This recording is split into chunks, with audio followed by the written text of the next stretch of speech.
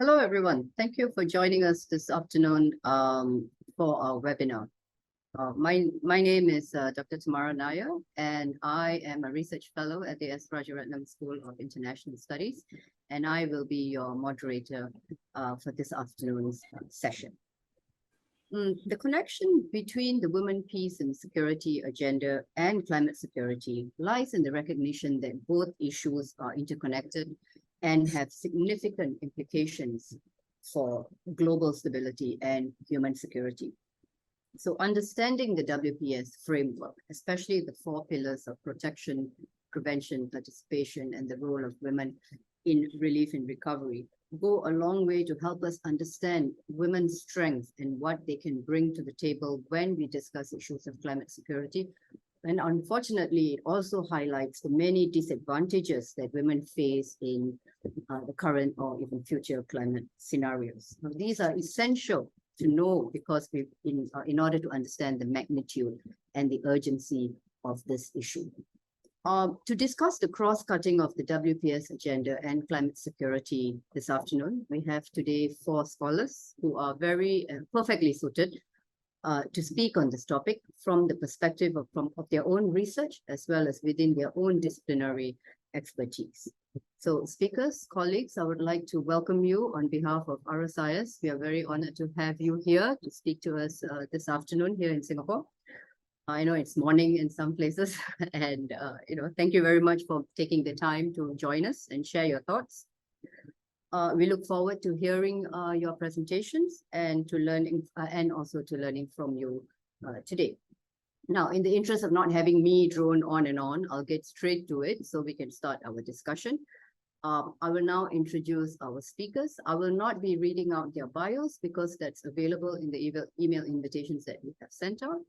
And I will also be introducing our speakers in the order that they'll be sharing their thoughts. So to start us off, we have Professor Margaret Alston, who is a professor of social work at the University of Newcastle in Australia.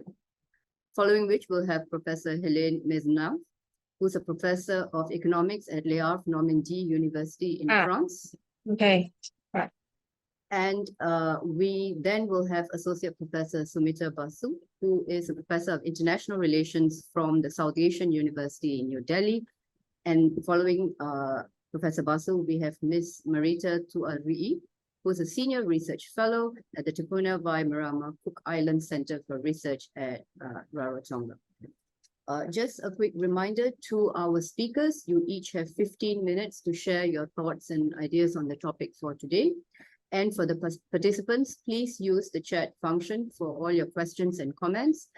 And we'd greatly appreciate it if you save all your questions and comments until all the presentations are done. So, Professor Alston, could we have you start us off, please? Okay, sorry, I was on mute. Can you hear me now?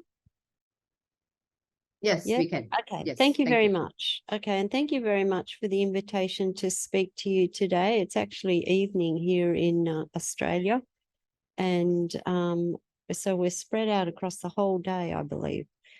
Talking about women, peace and security and climate disasters. Climate disasters is something I have been researching for a number of years in Australia.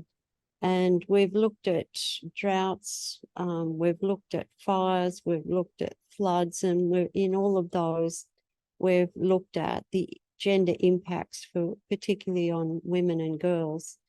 My research has also taken me to South Asia and the Pacific, where we've also done work on the impact of disasters on women and girls.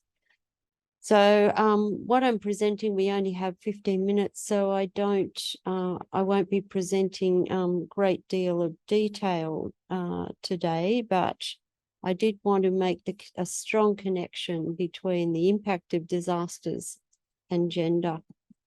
So in Australia, we've had enormous number of disasters, and they seem to be getting more frequent, becoming more frequent. We've had bushfires in 2019-20 that wiped out a number of communities. and spread across a number of states. So those bushfires were unprecedented. Most recently, you can see a couple of shots there of people being rescued out of flooded areas. Most recently, this occurred in Lismore, which is in northern New South Wales, where there were no warnings or very few early warnings about this particular flood. And it flooded to the river flooded to a level that was much higher than had ever happened before in recorded history. And so people were very unprepared for what happened. The emergency services people were unprepared.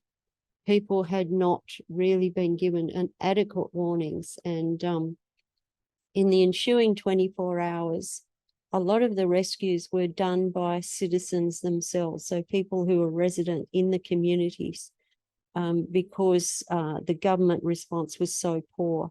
So we saw a lot of people going out in their pleasure boats to pick up people off roofs. It was so quick, so sudden, and so extreme. So we've been doing research in that area this year, and that builds on our understanding of the impacts of disasters. But of course, they're happening everywhere. People across the world are grappling with these impacts of what is happening. And let me make a few broad sweeping comments, because the impacts on women and girls, we're picking up trends across, certainly across the research that we're doing on different disasters, but we're also picking up those trends in other communities across the world, and what happens in the immediate aftermath for women and girls. So let me just raise a few points, and I'm very conscious that I don't have a great deal of time. So the vulnerability of people in disasters is influenced by the factors that shapes people's lives. So you'll be more, age and gender, level of poverty, education, employment, whether you have access to resources, your family structure, etc., will all shape your experience in particular disasters and in the immediate aftermath. And those experiences are shaped by circumstances like the type of disaster, its dimensions, so how broad, how wide, how destructive it is, infrastructure damage, employment status of people being affected, the business infrastructure, the livestock losses. There's so many things that follow in a disaster. So what we're finding is the most vulnerable tend to be women and girls. Quite often you will find that in communities that these, I'll go on and explain a few of these issues drawn from my own experience in a minute. But also those who are most vulnerable include those who are already disadvantaged and marginalised communities.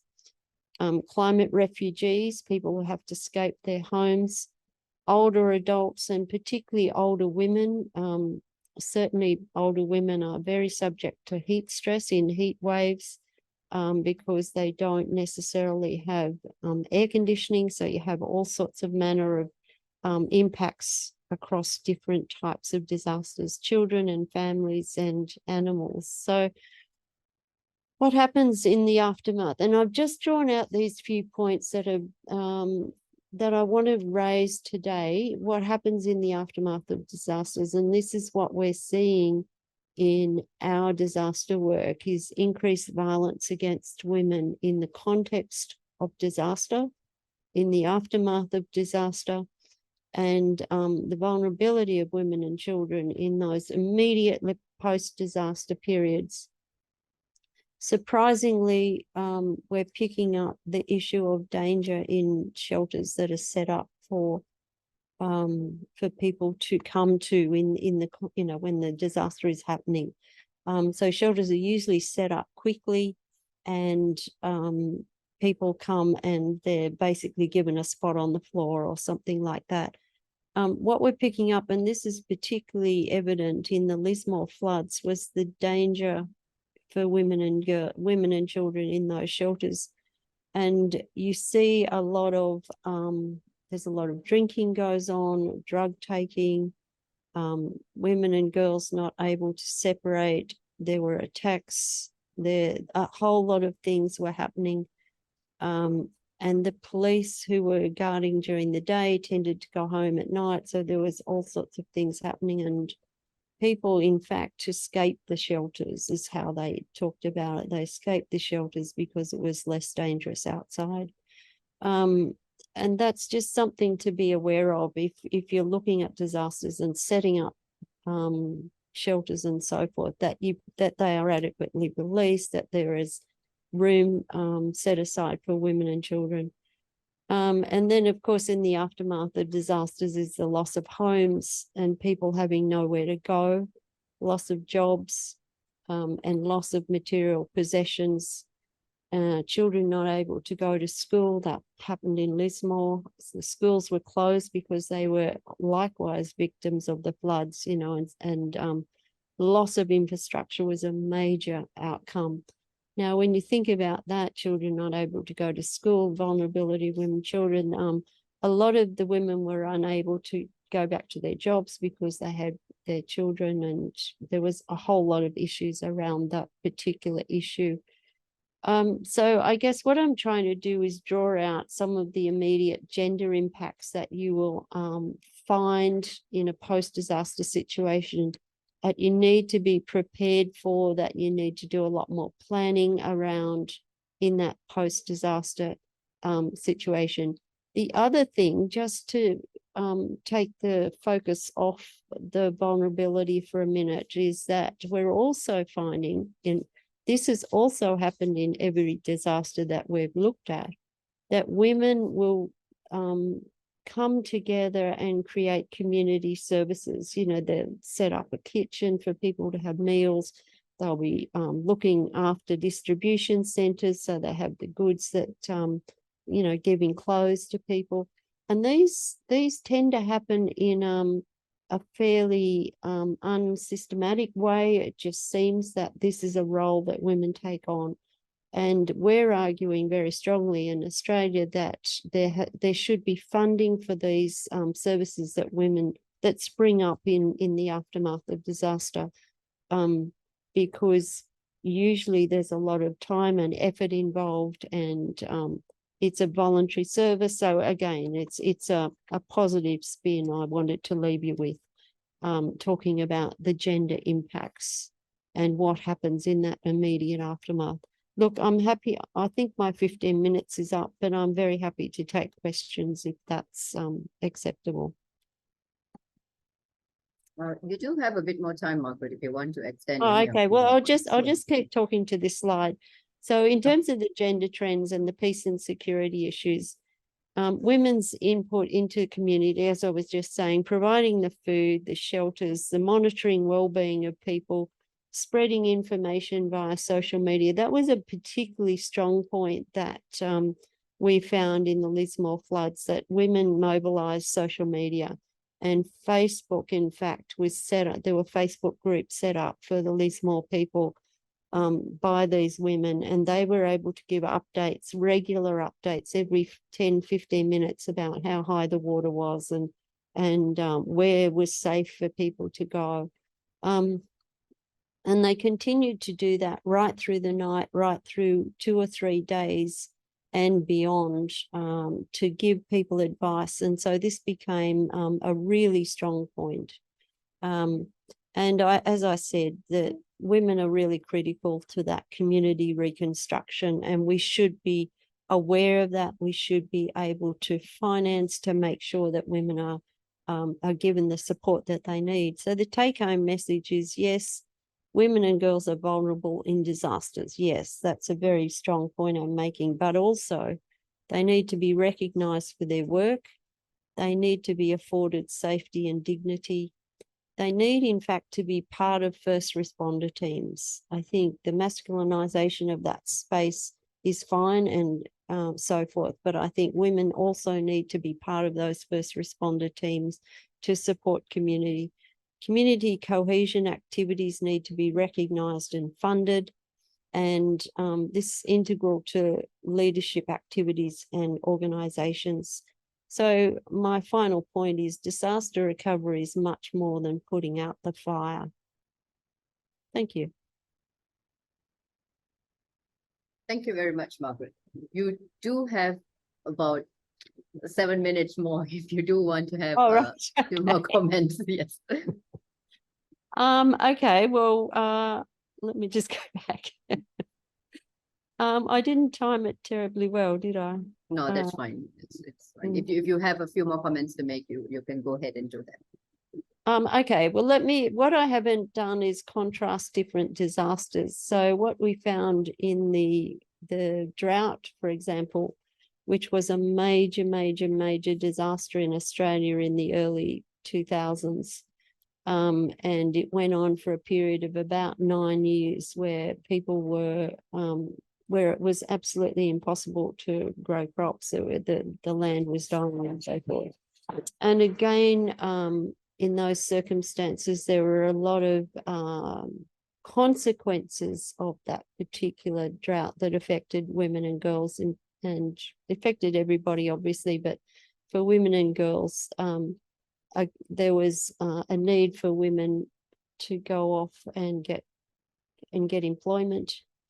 And a lot of women actually left the community and had to go to regional centres to actually find work and to live there and take the children there. And children went to school in the regional centres. So, you know, that again was a completely different set of circumstances, but it had huge ramifications in terms of gender. And the way women responded again was also this building of community services were very evident also in the drought. And so that is I think that issue of women organising community is a really important one.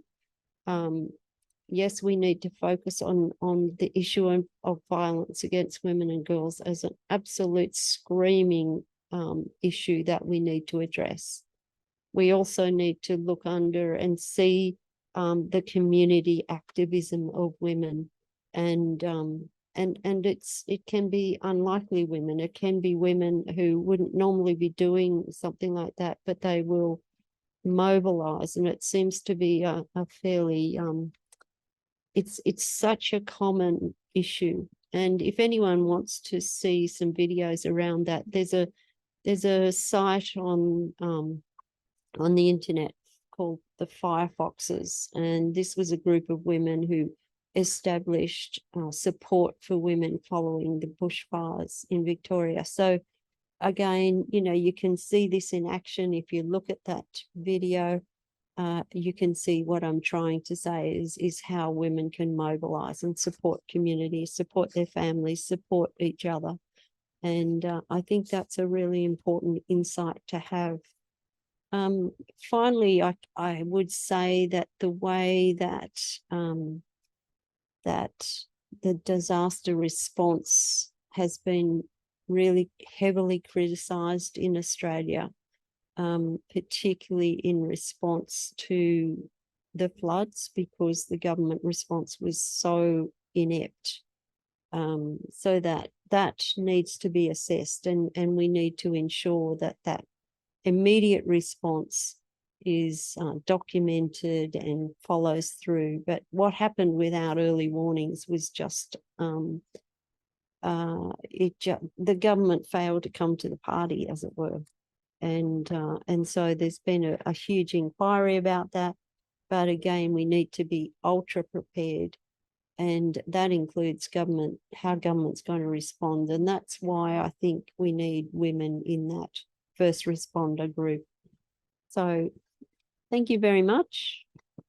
Thank you. Thank you so much. I can take some questions if that's. I think we can save them for later. Sure. So, because you've perfect timing actually. Oh, good, finally. Thank you so much for bringing up the very important point on actually looking at the resourcefulness and the resilience of women, and not just looking at it from a victim narrative point of view. So I think that's really important. because there is a lot to offer, especially if we are willing to, tap that resources and that resilience of women and their informal networks and how to get together, and perhaps even, channel some funding along and formalize those things so they become really important elements when we think in terms of humanitarian assistance or any form of disaster response. Thank you so much, Professor Alston, for that. Thank you. And now may I invite Professor Hélène Maisonneuve for her presentation, please. Okay, thank you very much, and thank you for the invitation. I'm very happy to be here with you this morning. So I was asked to talk about gender inequality and climate change from an African regional perspective. So I will first present how climate change can deepen gender inequality, then present an African context, and then I will present you some very recent findings we found through research in the PEP network on several studies covering African countries on the impact of climate change on women. So women in developing countries, they mainly work in the agricultural sector, which is the sector most affected by climate change. Women comprise up to 48% of the rural agricultural labor force in low-income countries and over 55% in parts of South Asia and Africa. As we know, climate change impacts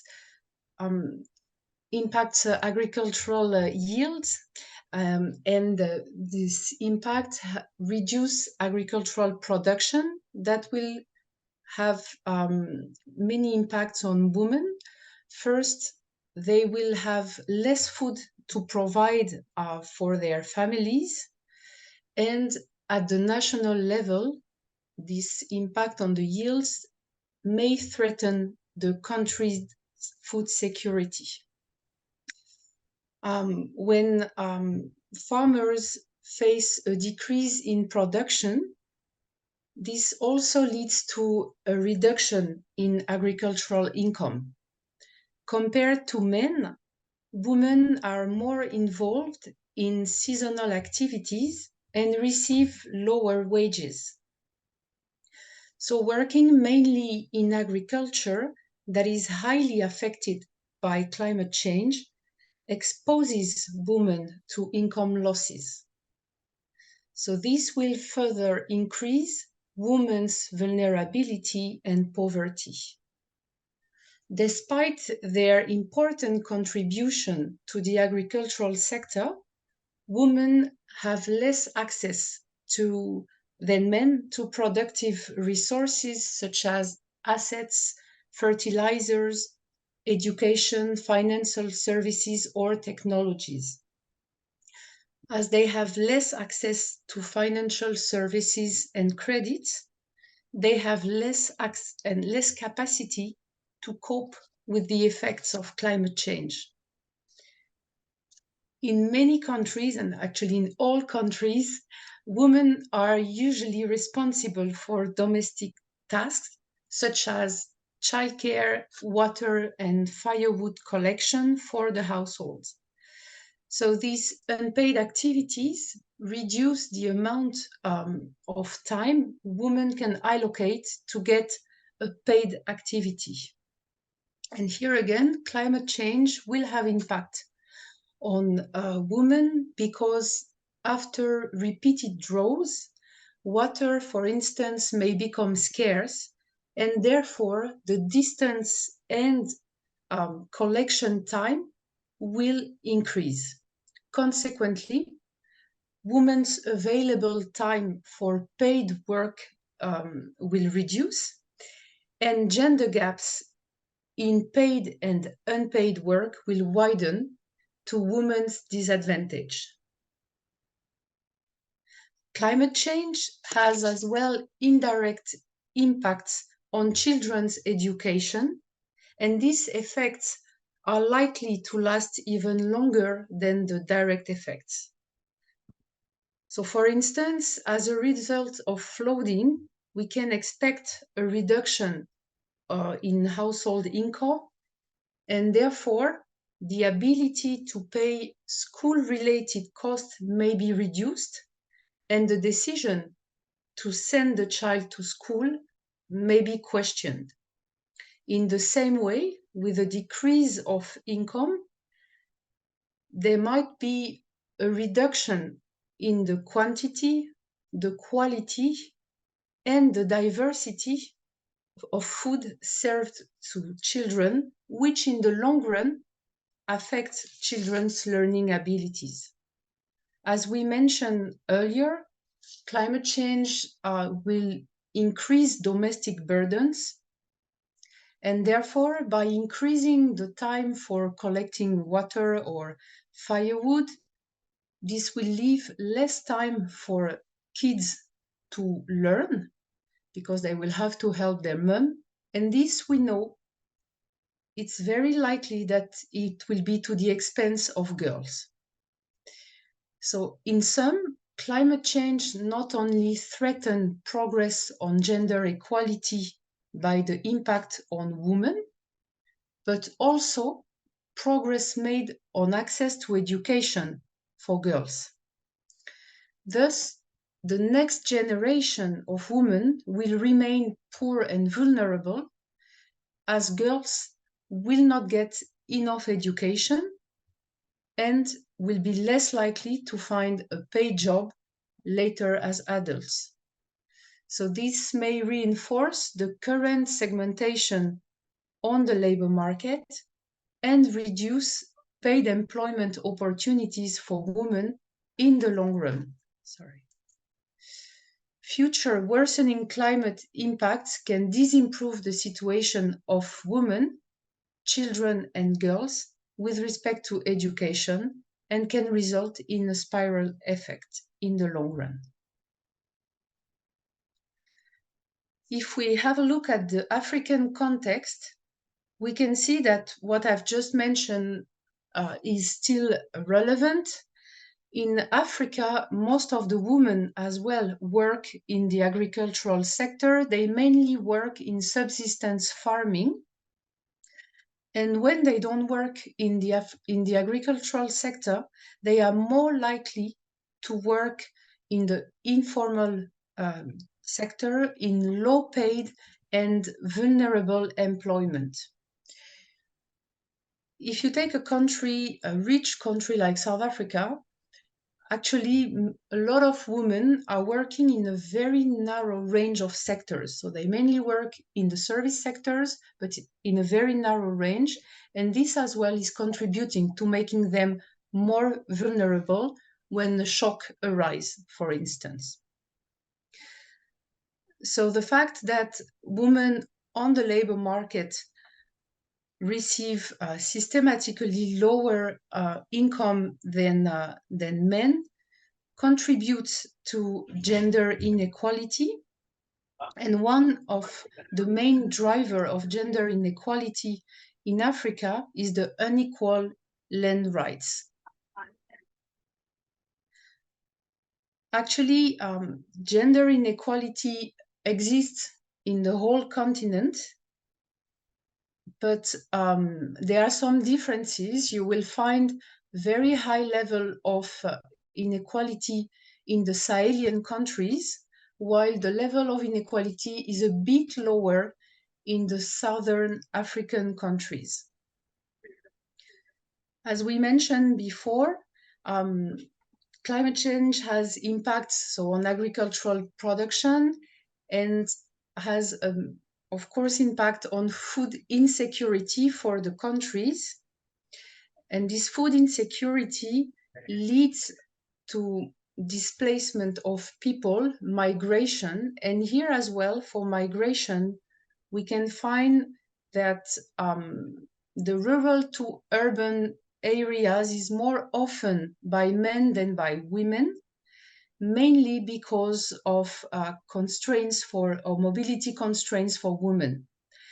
Although women show intention to migrate, they often remain left behind in the climate impacted region to continue agricultural and household activities.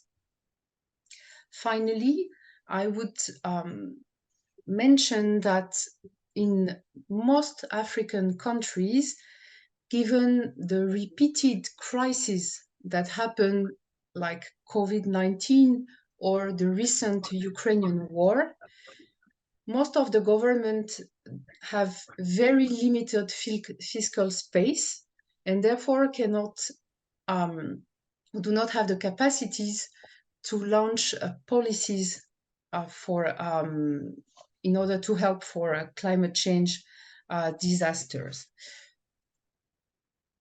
So finally, I will, to conclude my presentation, I will just present some recent findings. Like I mentioned, for a couple of African countries. So the first two cases were macroeconomic studies, so using computable general equilibrium models. So in the first study, we found that female workers were systematically more affected than their male counterpart after climate shock, and this was irrespective to the level of skill. Then we found as well that food insecurity was worsened, and especially among female-headed households who were living in rural area. In the case of Burkina Faso, we found as well that climate change had a very strong negative impact on women.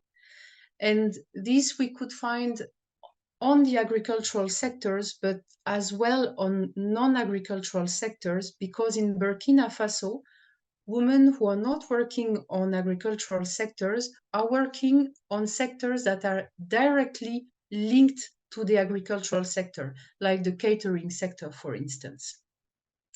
We found as well that there was a significantly lower tendency to migrate for women, and that the climate shock had a very high impact on the increase of poverty and extreme poverty. And this poverty was higher in rural area, especially among female-headed households. For the studies on this slide here, the researchers used microeconomic studies, and they find in Nigeria and Malawi that inequality in land tenure and property rights reduce women's agricultural yields, and they discourage the adoption of climate-smart agricultural practices. In Tanzania, increasing female farmers' access to other agricultural resources, such as climate-smart agricultural technologies, could improve their ability to adapt to climate change. And in Nigeria, one adaptation policy that was suggested was to mention that crop diversification provides positive effects for households with women plot managers. So though all countries in Africa are affected by climate change, there is a clear need for gender and country-specific climate change policies. So thank you very much for your attention. Thank you so much, Lynn. Especially grateful for you bringing up the issue of economic insecurities, in particular for women during climate change, and as a major issue when we discuss climate security. And especially so when you talked about the intergenerational inequities and inequalities and gender inequalities for women and girls. And this is especially pertinent considering that the African continent has the most fastest growing population globally now. So we are looking at a lot of, economic insecurities for women as we move into the future, and it's made worse under the climate change scenario. And then you also mentioned that because they are in specific sectors of the economy, either because of socioeconomic conditions or the lack of literacy, they face both the occupational as well as a sectoral bias when it comes to jobs that they can get. So thank you so much for bringing that very vital component to discussion of climate security, and that is of economic security of women and girls. May we have Associate Professor Samita Basu to give us our presentation, please. Samita, Thank you. Thanks. And many thanks to Tamara and Nantini first for inviting me to be part of this conversation. It's a privilege to be in this distinguished company. My primary research interest is in women, peace, and security, and especially institutional politics at the Security Council. I have only recently started exploring the tremendous work being done on climate security. So this is a good time to mention that I might not be the only disadvantaged WPS researcher in this regard. As recently as 2019, Anita Consul had written, and I quote, "Climate change is not yet prominent on the WPS agenda, nor a salient feature in the scholarly literature on WPS." End quote. I do think that this has been changing over the last few years, and I really appreciate that we have this opportunity today to contribute to this emerging work. Based on the theme assigned to me, which is mainstreaming climate security agenda and its contribution to the broader peace and security governance, and the aims of the webinar, I have identified the following 3 questions that I'll aim to address in my remarks today. In what ways is attention to climate change fundamental to the WPS agenda? What does mainstreaming climate security entail? Finally, what are the implications for broader peace and security governance? So I start with the first question. In what ways is attention to climate change fundamental to the WPS agenda? It is, I mean, as I think it would have become apparent in the previous presentations as well, once we relate it more specifically to conflict, that it's not possible anymore to not account for climate considerations. And this has been recognized by civil society actors in many conflict-affected states. As Cohn and Duncanson have pointed out, climate breakdown, I quote, increasingly defines the context in which peace building takes place as well. In her introduction, Tamara referred to the 4 pillars of the WPS agenda: protection, participation, prevention, and relief and recovery. So just to put things in context and briefly regarding protection, there's evidence that climate change will impact SGBV as well as socioeconomic rights of women, so that needs to be addressed. Second, women's agency in conflict prevention and peace building is shaped by climate considerations, keeping in mind that at the very least, climate change can be a risk multiplier. Coming to the 4th pillar, that is relief and recovery, climate change needs to be factored into infrastructure building, access to resources, etc. Of course, for WPS advocates, there's more to the agenda than addressing the symptoms of armed conflict. So they draw attention to the structural dimensions as well. And this is where it becomes imperative to factor in the indirect impact of climate change, which came up, for example, in Helen's discussion on agriculture yields. How does that affect human security then? So building on this, a related question is, well, have these climate considerations been recognized in the WPS policy architecture? To begin with, the reference to climate change in the WPS resolutions is extremely limited. It is mentioned only in a preambular paragraph of Resolution 2242 that was adopted in 2015. And here, climate change is identified as one of several dimensions of what's called the changing global context of peace and security. And the Council reiterates, I quote, its intention to increase attention to women, peace, and security as a cross-cutting subject in all relevant thematic areas of work on its agenda, end quote. So as Smith says, it's just a passing reference, and certainly what this might mean in operational terms is not set out. It's also to be noted here, and this is a point that I'll return to in the second part of my presentation, that climate security as a potential thematic area in the Council's work remains rather contentious.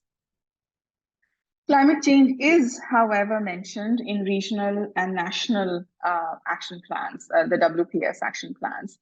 So in the ASEAN RPA Priority Action 1.1.10, for instance, that says that the action point is to, I quote, integrate SGBV programming in ASEAN efforts to address emerging non-traditional security issues, end quote, and climate change is identified as one of these issues. As far as NAPs are concerned, a 2020 CIPRI study by Smith notes that climate change has featured in the NAPs of 17 out of 80 states. These include 19 NAPs actually, because Finland has 3 national action plans that are included in this study, and all of these refer to climate change. Now, in terms of the findings of the CIPRI study, I was notable that NAPs with the highest number of goals and actions were all based in the global north. So these are Finland, Ireland, and the United States. And 6 WPS NAPs, all from the global south. So these included Bangladesh, Kenya, Liberia, Namibia, Nigeria, and Senegal. I quote, acknowledge climate change in discussions about their country's peace and security contexts and needs, end quote. And so in Bangladesh's case, for example, the NAP draws attention to issues of displacement, migration, and disaster impacts, but it does not have any action points relating to climate per se. So following this outline of the WPS agenda aspect of my presentation today, I now move on to the next question: what does mainstreaming climate security entail? At the United Nations, the efforts are being coordinated through the Climate Security Mechanism. This was created in 2018, and it's a joint initiative of the Department of Political and Peacebuilding Affairs, UNDP, and UNEP, with the aim to, I quote, strengthen the capacity of the UN system to analyze and address the adverse impacts of climate change on peace and security, end quote. But in my brief response, I will focus on efforts within the Security Council, which is something I've been studying recently. So identifying climate change as a dominant frame of contemporary international relations, Lucille Martins has suggested that the UNSC is what she calls climatizing. And so the debates that happen in the Security Council, these are now following a logic of what she calls expansion of climate politics. When I was reviewing the literature for today's discussion, I found references in the debates on links between climate change, fragility, instability, and conflict. Its risk multiplier dimension has been recognized in relation to UN missions in different parts of Africa, as well as Iraq and Cyprus. As Thomas Brunner has pointed out, however, in a recent publication, any reference to climate change in the resolutions is about a specific region or in association with other thematic areas like terrorism. So while there has been an increasing attention to climate security, Shirley Scott has written about this as well, it has not been possible to adopt a resolution that can offer a normative framework. Something like Resolution 1325 or subsequent WPS resolutions that do that for the women, peace, and security agenda.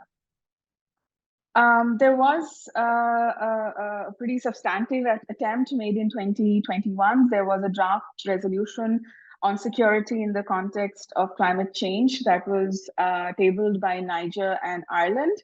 12 countries voted in favor, so that's pretty impressive. China abstained, and India and Russia voted against it. And of course, Russia voted against it means that it was not adopted. So the most that we have from the Security Council in that sort of, well, I'm not going to use the word substantive because that too is quite general, but there is a presidential statement from 2011. So now let me take a moment here to discuss what the detractors have to say. So I've been studying, I mean, India has been a consistent detractor here, and I've been studying India's position for another project. And I'll briefly summarize the principles that have been presented based on a statement at an open debate on climate and security in Africa that took place last year in October. So first, it wants the issues to be considered within the lens or with the lens of climate action and climate justice instead of climate security, as securitization would, I quote, intensify the historical injustice towards developing countries. Second, it recognizes that climate change can be a risk multiplier, but suggests A, that there is no scientific consensus that it causes conflict, and B, since the impact relating to instability and conflicts is localized, it should be dealt with in a context-specific manner and not as a matter of international peace and security. And third point that it keeps always coming back to in its statements is that UNFCCC is the forum to discuss these issues based on the principles of common but differentiated responsibility and respective capability. So, I mean, I just want to briefly say that I take the point that these issues about kind of the questions being raised about climate action in the Security Council were also raised in response to gender coming into the Council's agenda. But I mean, that's something that I can, I'm happy to discuss in the Q&A. For now, because I have about 5 or less than that left, 5 minutes left on for my presentation, I want to address my third question, which is what are the implications for broader peace and security governance? So let me start by saying that a climate security resolution at the UNSC seems unlikely. I mean, among other things, Russia is going to veto it, and the positions of the position of the detractors is quite strong, and I mean, even though there is increasing attention to climate security in the Security Council, if I recall correctly, even now the open debates that take place relating to climate and security, they take place within the more generic title of maintenance or for threats to international peace and security. So within this larger context, then there's sort of the most persistent references are to climate change role in exacerbating or intensifying existing conflicts. So I had a few more things to say, but I'll just go back. I'll just conclude with sort of 3 takeaway points because those I do want to make. So the first point I want to make is that the global challenge of climate change cannot be addressed by the Security Council. Issues are securitized, simply put, for attention and resources. And on that ground, those who still question the catastrophic nature of climate change are simply being willful.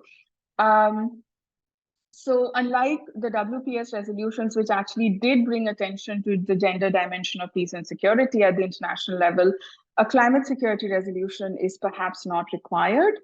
And it's not so much the legal aspect of the Council's mandate, which, as Bruna has argued, that's the point that the BRIC countries raise in their persistent opposition, but it is from a normative perspective. It's just that the Council does not have the legitimacy to address the challenge because of its exclusionary institutional structure. The systemic aspects of climate security have to be discussed in forums that are more inclusive. This brings me to the second takeaway point, which is to suggest that national and regional frameworks are of foremost importance when it comes to recognizing and addressing the issues at the intersections of gender, climate change, peace, and security. These include national and regional action plans formulated in consultation with civil society actors and with necessary support from international agencies. This is what will make the mainstreaming of climate security a more inclusive process. And finally, in terms of substance as well, that is what this agenda should entail. Security implications and actions will have to be identified in relation to specific conflicts, considering both the immediate and long-term effects. My fellow panelists have already discussed these with respect to Australia and also African countries. There are, of course, general trends, but as Helen also pointed out in her presentation, there's need for gender and country-specific climate change policies. And I'm sure we'll be hearing more about these aspects in the next and final presentation. So I'll stop here. Thank you very much for your kind attention. Thank you, Sumita, and thank you so much for bringing up the whole international system into this discussion, especially when we think in terms of climate security, WPS, and global governance of these of issues like climate change in that sense. So I think it's good that we had Margaret's specific Australia case, and then we had Helen in the African continent, and then you've taken us to at the international level and all these international organizations actually talking about it. And the very key, the issue that you talked about towards the end, one of your three takeaways, and the idea of national action plans and regional action plans being the best fora in that sense to actually take up. And I hope I got it correct as to what you were saying, to actually take up the climate security and the WPS agenda to be more to acknowledge the actual the contextual understanding of what is going on the ground. So thank you so much for that. We will get back to you with questions, I'm sure. So can we have Ms. Marita Tuari with her presentation, please? Good, Anna. Good evening. Thank you so much for having me in this webinar, inviting me. I'm very grateful to be presenting beside Professors Alson and Maisanav and Professor Basu. Today, I'm going to break down the gender and climate security architecture in the Pacific. I'll go through 3 sections. Next slide, please. I'll go to slide 2 after we've got that here.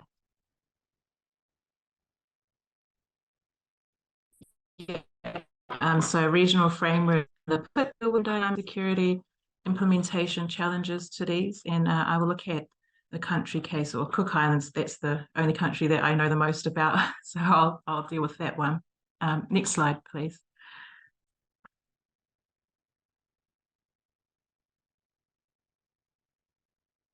And what I mean by the Pacific region, sorry, this is a terrible map, but I'm talking about independent and self-governing small island developing states in the Pacific Ocean, who are also members of the regional political group Pacific Islands Forum.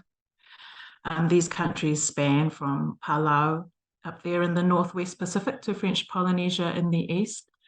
The grouping includes Australia and New Zealand, the Pacific Islands Forum, although I won't include them when I'm talking about the region here, just because of the huge development differences. And they're considered more development partners to the region. And as you can see, the countries consist of small islands scattered across a vast oceanscape, highly exposed to climate risk, such as sea level rise, severe cyclones, with few adaptation options. So the region contributes less than 1% to global GHG emissions, but so not so much concern with regional climate mitigation efforts. But the top priority of the Pacific is engagement with development partners, especially in its engagement with development partners, is climate action and the mobilization of finances to increase adaptive capacity. So, there's a common word or statement thrown around. Loss and damage is quite often discussed and debated in our region. Since World War II, the Pacific has seen few civil unrest and civil war incidents. The region is considered largely peaceful. There was civil war between Papua New Guinea and Bougainville up there in the West Pacific, civil unrest in New Caledonia in the 1980s, coup in Fiji a few times, and civil unrest in the Solomon Islands between 1998, 2006, most recently for the Solomon Islands, unrest in 2021, targeting a Chinese community. Next slide, please.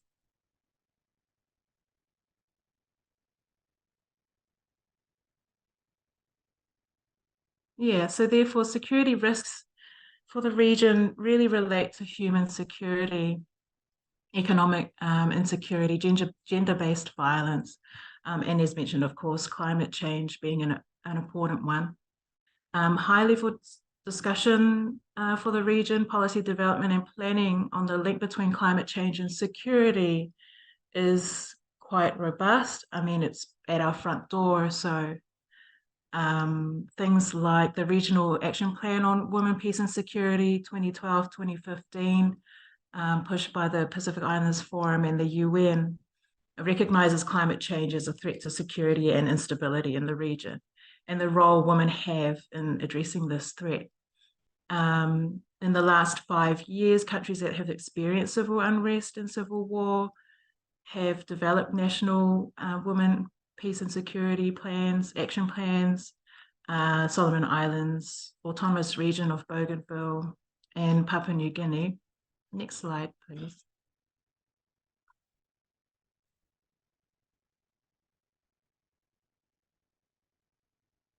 Yeah, and so, sorry, women, women in these countries, in the Solomon Islands, Bougainville, the sort of war between Bougainville and Papua New Guinea, women in these countries played a leading role in negotiating peace during those war and unrest. They were active, not passive agents of peace. So anyway, since then, the BOE Declaration 2018 and the 2050 Strategy for a Blue Pacific both focus on threats to human security, particularly climate change, and especially the 2050 Strategy Implementation Plan and Revitalized Pacific Leaders Gender Equality Declaration both concluded and released just last week after the 52nd Pacific Islands Forum leaders meeting, include or recognize women's intersectionality and role in peace building, ensuring their inclusion at every stage of peace and security processes, including on climate security. So the Pacific Regional Framework on Climate Mobility takes an intersectional approach as well. However, it's not specific about women's role and women's mobility, I suppose, to do with climate change, but it does mention it there as well. Next slide, please.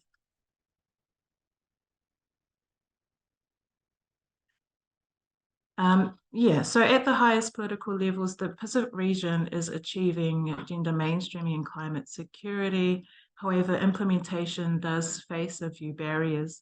Rates of violence against women in the Pacific are some of the highest in the world, with some countries rates between 70 and 60% of ever partnered women experience gender-based violence or experiencing partner violence in their lifetimes.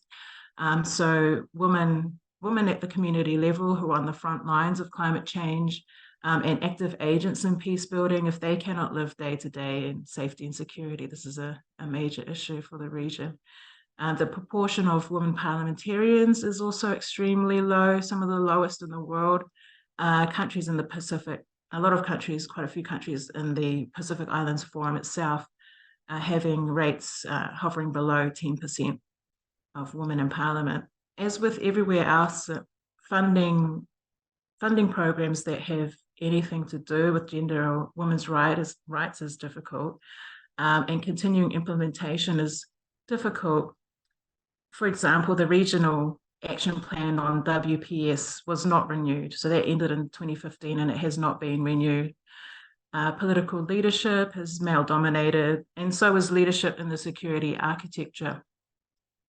Although the 2050 strategy and revitalized gender equality declaration include intersectionality, there's generally a lack of attention to intersectionality at the country level.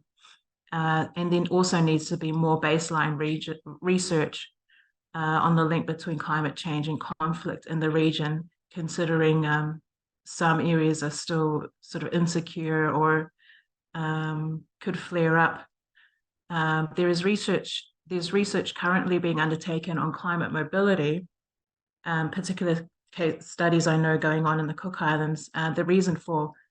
These look at the reasons for migrating elsewhere and community perceptions of others moving in to their community. But this is only 1 or 2 studies that I know of at the moment. Next slide, please.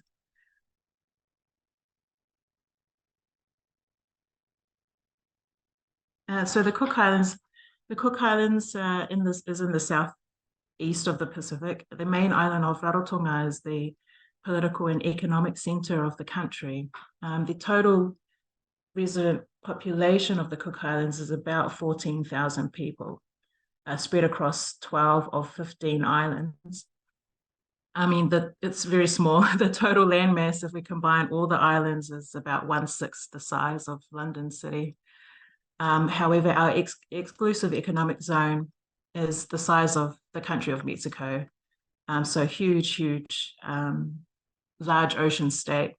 Most of our islands are atoll or semi-atoll island and raised coral islands as well. Rarotonga, the main island of Rarotonga, is the only mountainous island, and it does generate its own sort of water, sort of cloudscape water source. So water is hard to come by on the atolls and become easily salinized and also highly vulnerable to drought. So as you can imagine, our country is highly vulnerable to the effects of climate change.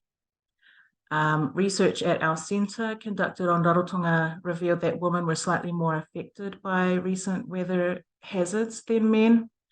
And there is low use of climate services across genders. So we're at high risk. Women are more affected, but no one's really thinking about the risks or about it in the community, I mean. And also for the Cook Islands, violence against women is prevalent. 1 in 3 ever partnered women in the Cook Islands have experienced partner violence, so it's quite high there. Next slide, please.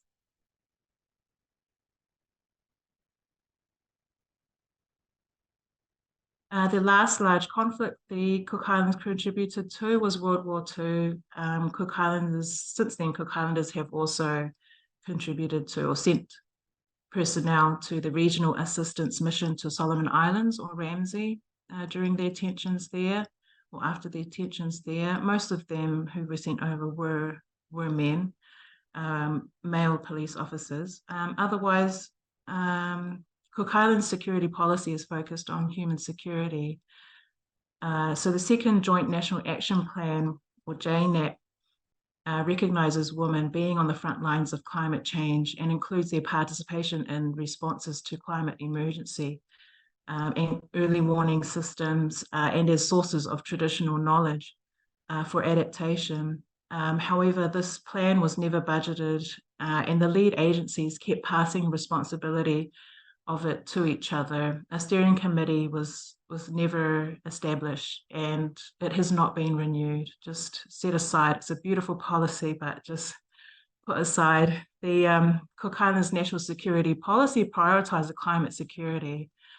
It talks about climate mobility and the link between peace and security and the climate. It recognizes physical violence as a threat to human security and the sort of scourge of domestic violence. However, it doesn't specify the need to protect women and girls in particular, nor their role in national peace and security, including addressing climate change. So that's our national security policy.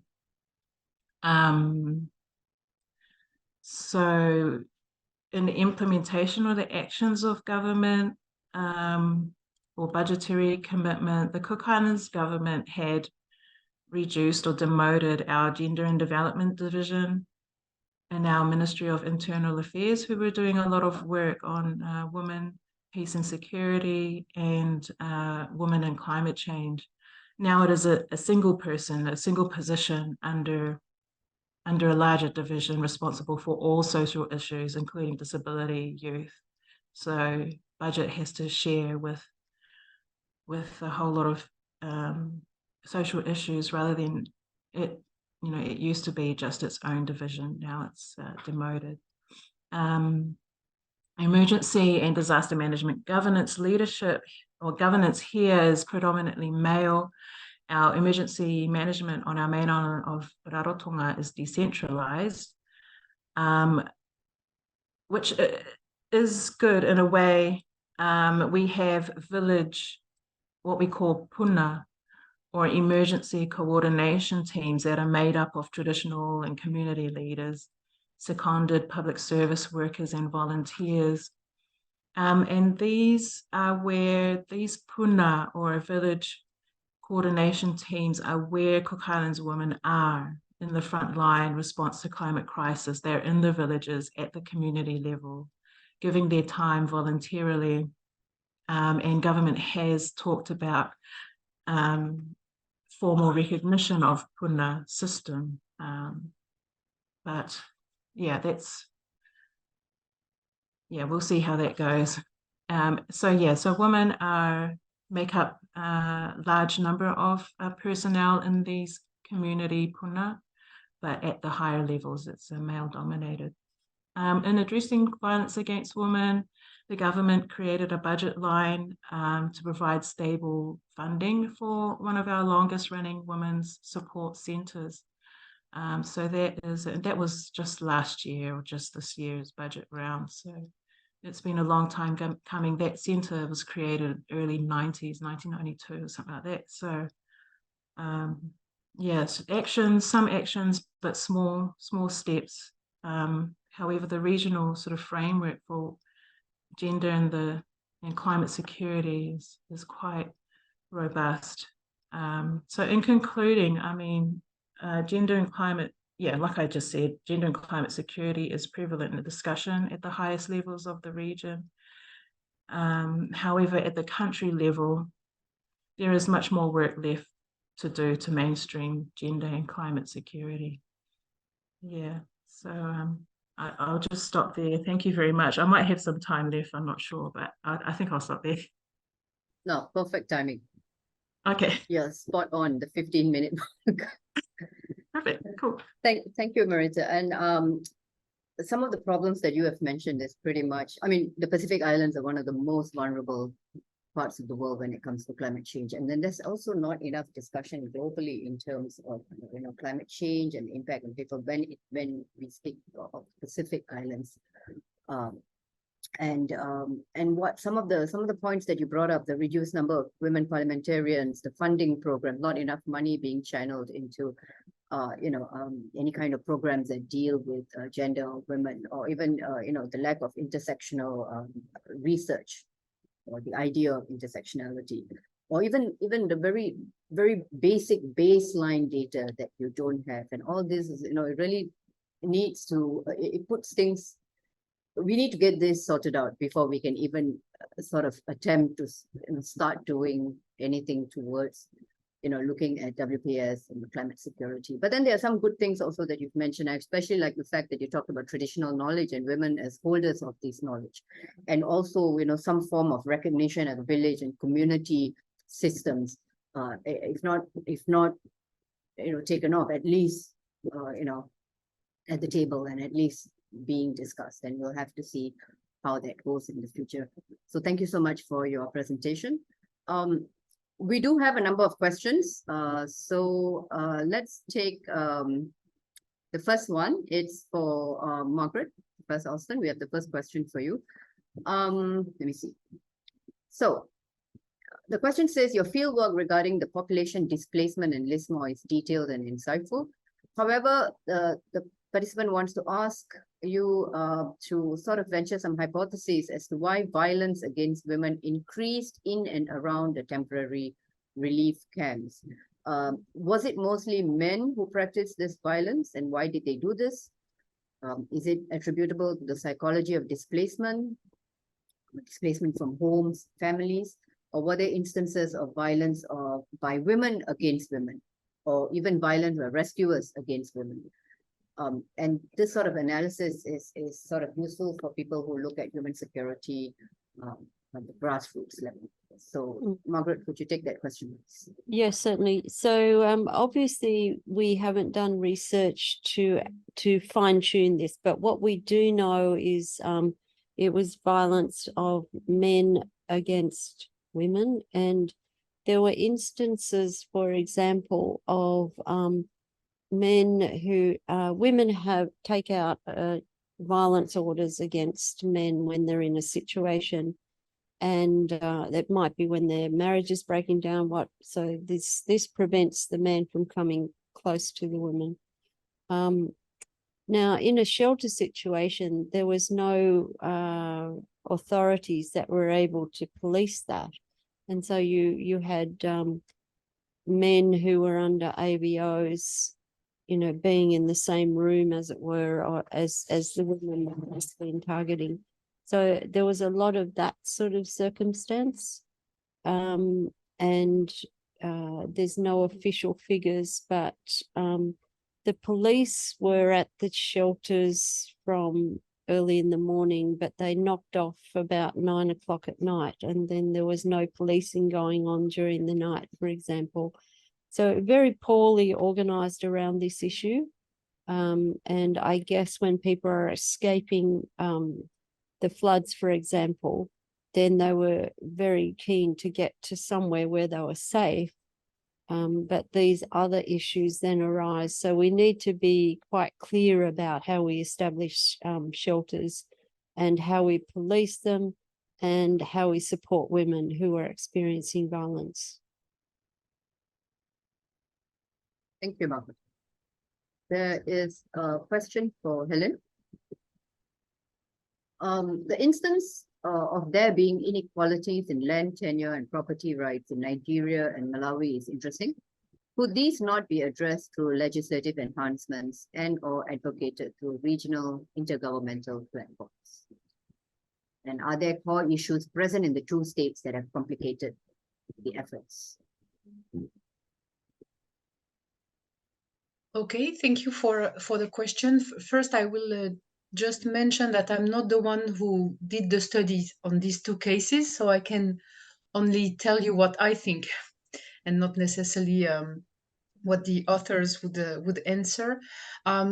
So I would say that certainly this type of issues could be addressed through legislative enhancement. However, there are a lot of cultural and social norms that make it very difficult for women to have more land tenures and property rights. So I think, I mean, at least in the case of Burkina Faso, for instance, that's the case. It's extremely difficult for women to own a land, and it's socially accepted that women are contributing just working in the farm, and they don't necessarily need to own the land. So I would say in my opinion, the main problem comes from cultural norms, social norms that make it really difficult. Then there is as well the problem of if you change the property of the land, then you need to compensate the former owner as well. but certainly there is work to do in this direction. I don't know if I answered the question. Is it okay? Okay, actually, there's a second part of the question. They asked, why is the adoption of the climate smart agricultural practices discouraged? Well, I think so. Once again, this is what I think, and not necessarily what the authors would answer. I think there is a discouragement as well for women, because at the end of the day, you are only working and you are not the one who owns the. You are the one who is working, but you're not the one who gets the benefits. So it can make you be discouraged. Thank you. Hi, we have a question from a student in Malaysia, right? Yeah, I see them waving. Go ahead, please. Oh, hello. I hope you are doing well. Thank you so much for your inspiring session. So everyone can hear me? Yes. Okay, thank you so much. I guess I have a question for Miss Helen.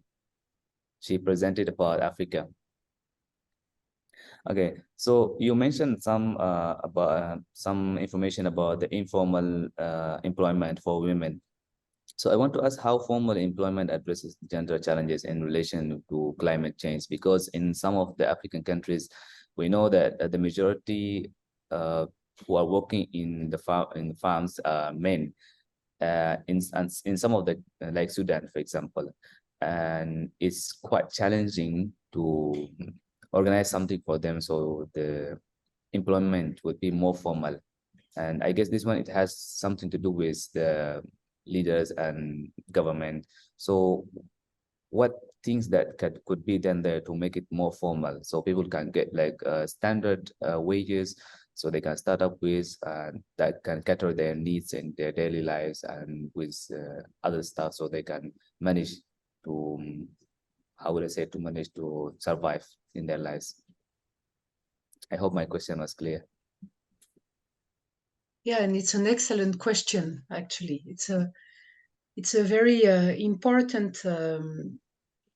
It's a very big challenge in developing countries. The fact that many workers are in the informal sector, and I think it's extremely, of course, as they are in the informal sector, they are not covered, and this makes them vulnerable.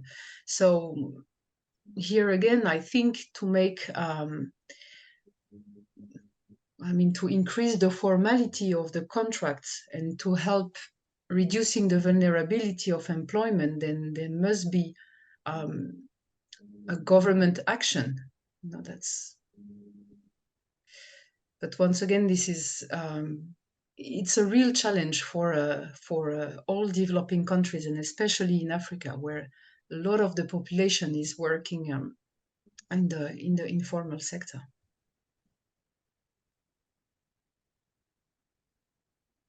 Yeah. Am I answering your question? Sure.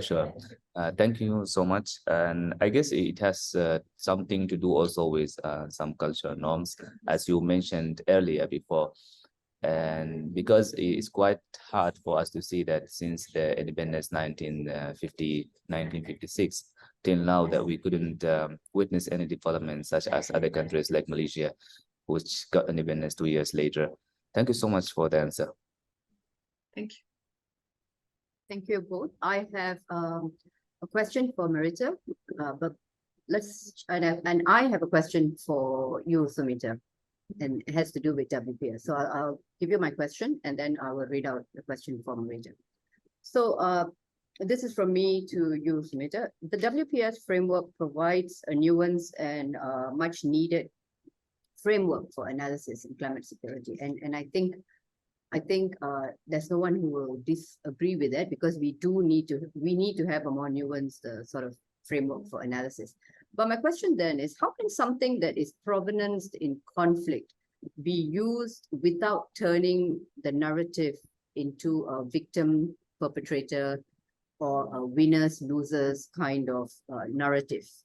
And if we in fact did that, wouldn't we already have decided the fate of millions? If that's the case, like you have a clear-cut sort of victims, and then you have the losers in this whole climate security discussions.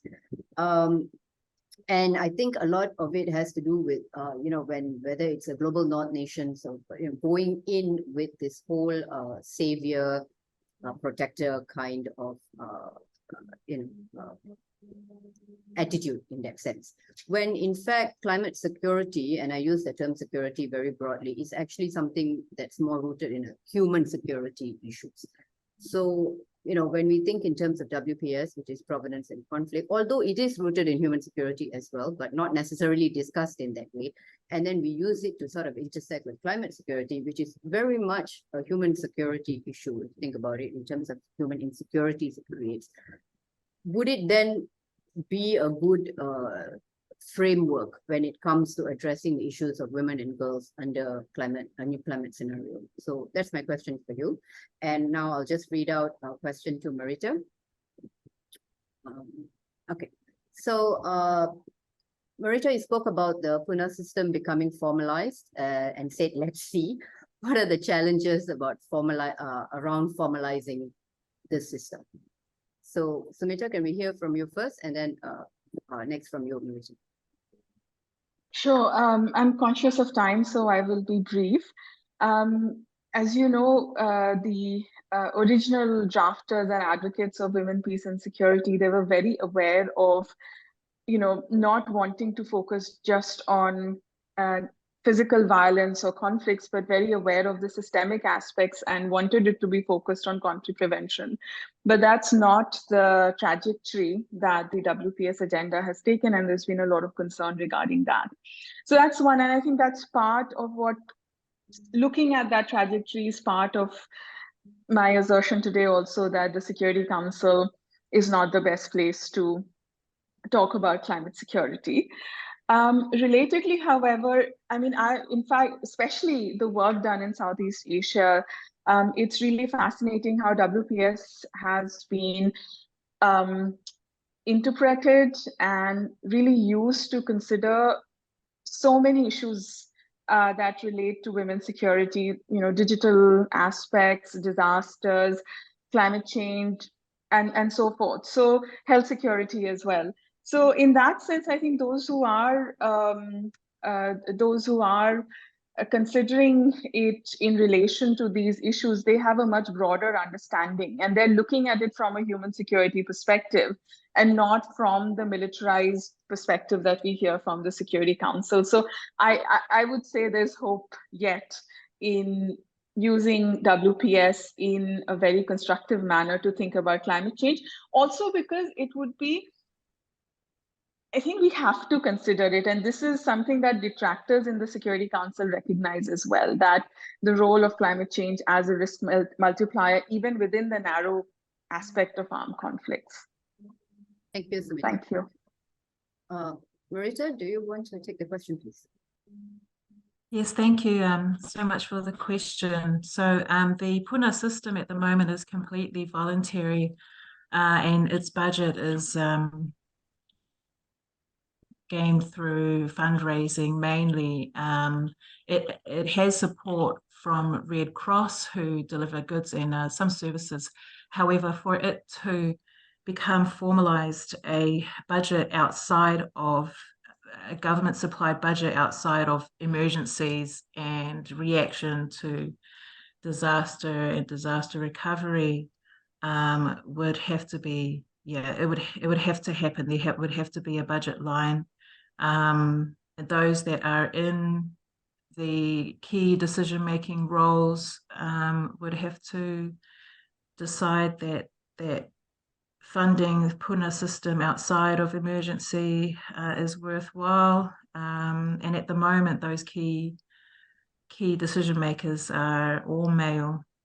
So creating, until we see clear budget in the budget book for a Pune system, then that challenge is over. Yeah, thank you.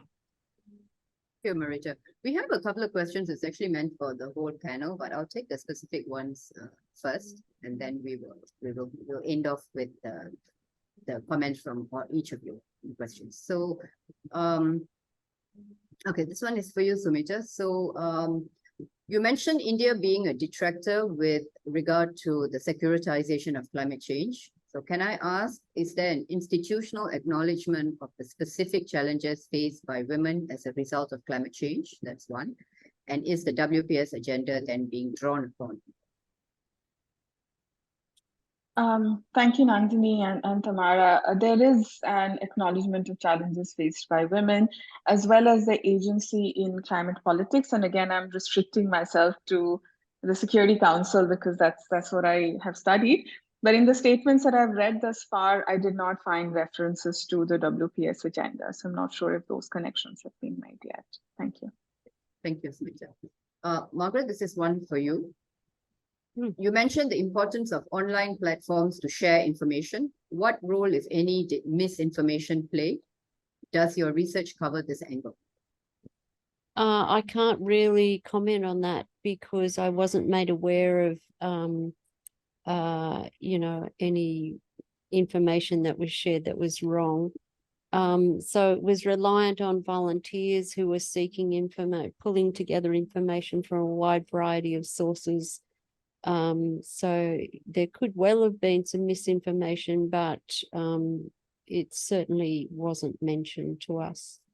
I did notice there's a question on the platform you might take note of. Somebody's got a hand up.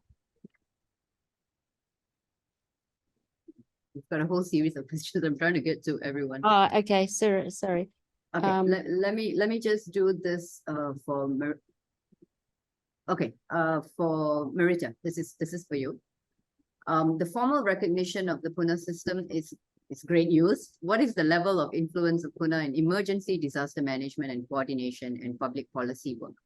And are women adequately represented in the Pune? Yeah, thank you for that question. Just from discussion with our emergency, Cook Islands National Emergency Response Office, women are about 50% make up 50% or more of Pune. There's about 16 around Rarotonga Island, I think, and their influence, they're not consulted as much as they could be. I mean, they activate when there is like I mentioned, when there is an emergency. For example, during COVID, that was when the community really saw what they do. They activate when there's a flood in one part of the Cook Islands, but when it comes to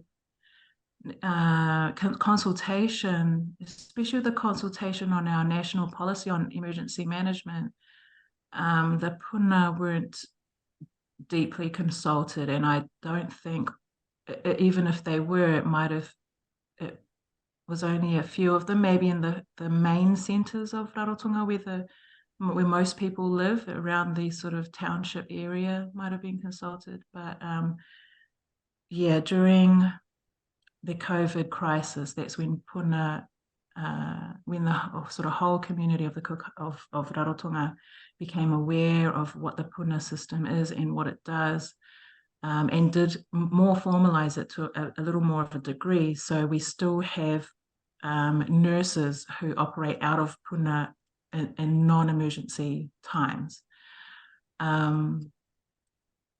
Yeah. So we could be consulting them a lot more. Yeah. Thank you, Marita. I hope that was okay. Can we take the question from, you've got your hand up,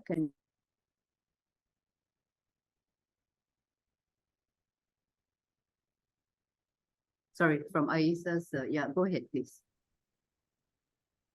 Okay. Hello, everyone. I'm Pai Bujub. I'm from the Gambia, from West Africa. So the question I have today is like, I wanted to know like what are the most important ways to at least adapt to the climate change in Africa, since like we all be most of the women in Africa, like their source of living is like based on agriculture. So I wanted to know, like, what are the most effective ways in which we can adapt or even try to mitigate the climate change in Africa with regards to agriculture? Thank you.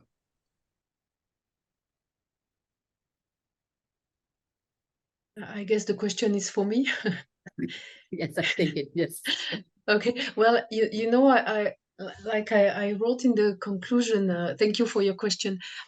I think there is not a universal way to answer this question. I think really there is a need to have a very country-specific policy. So I'm sorry, I cannot give you a magic recipe for all the countries. I think it's the situation of women is different, and as well in each African country, and the situation. I think we need really to take into account the differences among the countries. Thank you so much, Helen. We're running out of time, and I still got a few more questions. But what I'm going to do is, because I need to release all our speakers, it's very early in some places and late in others in Australia. And I think, can we just take one last question and have each of you comment on it? We'll start with Margaret, and then Helen, and then Sumita, and then Marita. So this is the question, and it's for all, and we'll use it as a wrap-up question.